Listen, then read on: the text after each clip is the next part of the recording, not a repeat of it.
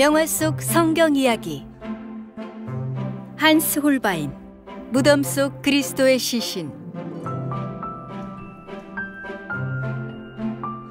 역사상 가장 뛰어난 초상화를 그린 인물을 꼽으라고 하면 독일의 화가 한스 홀바인입니다.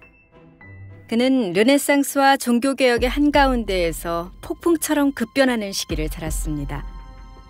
그가 그린 대표적인 그림은 대사들 외에도 교과서에서 한 번쯤은 보았을 수 있는 많은 인물들을 그렸습니다. 영국의 헨리 8세와 영국과 세계를 들썩이게 했던 그의 아내 앤 볼린, 유토피아를 썼던 토마스 모어, 우신예찬의 저자 에라스무스와 같은 인물들을 한스 홀바인이 직접 그렸습니다. 인생의 대부분을 종교개혁을 위해 살았던 홀바인은 우리가 주목해야 할 인물이라고 생각됩니다. 한스 홀바인은 1497년 독일 아우크스부르크에서 태어나서 스위스 바젤에서 일하다가 에라스무스를 알게 되었고, 그의 추천으로 런던으로 가서 토마스 모어를 만났습니다.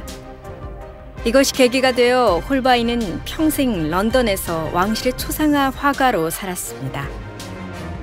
앞으로 한스 홀바인의 세계를 조금씩 더 만나보기로 하고, 오늘은 홀바인이 얼마나 담대한 신앙을 가졌는지 살펴보려고 합니다. 독일의 마틴 루터는 에라스무스의 영향을 받고 1517년에 종교개혁을 일으킵니다. 그는 로마 가톨릭으로부터 이단으로 정죄받았습니다. 그리고 4년 뒤 한스 홀바인이 스위스 바젤에서 에라스무스를 알고 지내던 중 그는 자신의 신앙을 표현한 그림을 그리게 되는데요. 바로 무덤 속 그리스도의 시신이라는 작품입니다. 이 그림은 지금도 스위스 바젤 미술관에 전시되어 있습니다. 이 그림은 홀바인이 그리자마자 당시 사회에 큰 충격을 주었는데요. 이때까지만 하더라도 그림 속에 표현된 십자가의 그리스도는 엄숙하고 위험 있는 모습이었습니다. 왜냐하면 성인들을 그릴 때 그렇게 그려야 했기 때문이죠. 그런데 홀바인은 예수님의 얼굴을 어떻게 그렸을까요? 자, 우리가 알던 성화 속의 예수님과 많이 다르죠? 예수 시신의 얼굴이 이렇게 생생하고도 비참하게 묘사되어 있습니다. 그런 까닭에 당시 사회는 홀바인의 그림을 경건하지 못하고 천박하다고 혹평을 가했습니다. 그러나 이 그림은 그가 런던으로 진출할 수 있었던 그림이기도 했습니다. 홀바인은 왜 예수님의 얼굴을 이렇게 표현했을까요? 예수님은 바로 우리의 죄를 대신해서 죽으셨기 때문입니다. 우리가 죽어야 할 형벌의 자리에 예수님이 계셨기 때문에 예수님의 얼굴은 비참할 수밖에 없었습니다. 왜냐하면 죄인인 우리의 모습은 엄숙하거나 위험이 있지 않기 때문이죠. 인류의 죄가 아니라 바로 나의 죄 때문에 비참하게 죽으신 예수님을 이렇게 표현한 것은 홀바인의 신앙 고백이기도 합니다. 동시에 예수님을 주인으로 삼는 것이 아니라 권력의 수단으로 삼았던 당시 종교인들에게는 이런 모양의 손가락을 그리면서 대담함을 나타냈습니다. 이 그림을 너무도 보고 싶어 했던 인물이 있었는데요. 바로 러시아의 대문호였던 도스토옙스키였습니다. 그의 아내 도스토옙스카야는 남편이 이 그림을 보던 모습을 이렇게 일기로 남겼습니다. 그는 오로지 홀바인의 이 그림을 보기 위해 스위스 바젤로 향했다.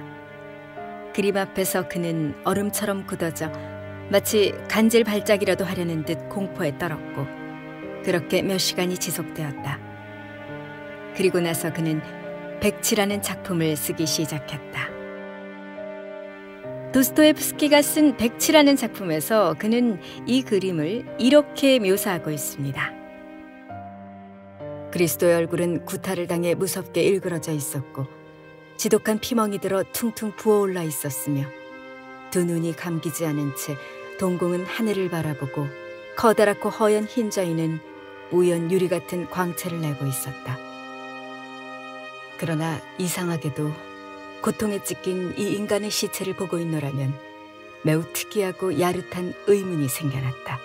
만약 그를 신봉하며 추앙했던 제자들과 미래 사도들, 그리고 그를 따라와 십자가 주변에 있었던 여인들이 이 그림 속에 있는 것과 똑같은 그의 시체를 보았다면 그들은 이 시체를 보면서 어떻게 부활하리라 믿을 수 있었을까? 만약 죽음이 이토록 처참하고 자연의 법칙이 이토록 막강하다면 이를 어떻게 극복할 수 있겠는가 하는 생각이 저절로 들었다. 눈앞에는 전혀 부활할 것 같지 않은 예수의 죽은 몸뿐이다. 마지막으로 이 그림을 보시는 분들에게 이 말씀을 전합니다. 때로, 아니 너무도 자주 우리는 우리 자신이 너무 작다고 느낄 때가 많습니다. 우리가 얼마나 가치 있는 존재인지도 모르곤 합니다. 그러나 이 그림의 예수님을 바라보시기 바랍니다. 예수님은 바로 여러분을 대신해서 이렇게 죽으셨습니다. 여러분들을 구원하시기 위해 예수님은 자신의 가치를 희생하셨습니다. 바로 여러분들은 하나님 아들만큼의 가치가 있는 존재들이니까요. 사람이 무엇이기에 하나님께서 사람을 마음에 두십니까? 인간이 무엇이기에 하나님께서 인간을 눈여겨보십니까? 시편 8편 4절.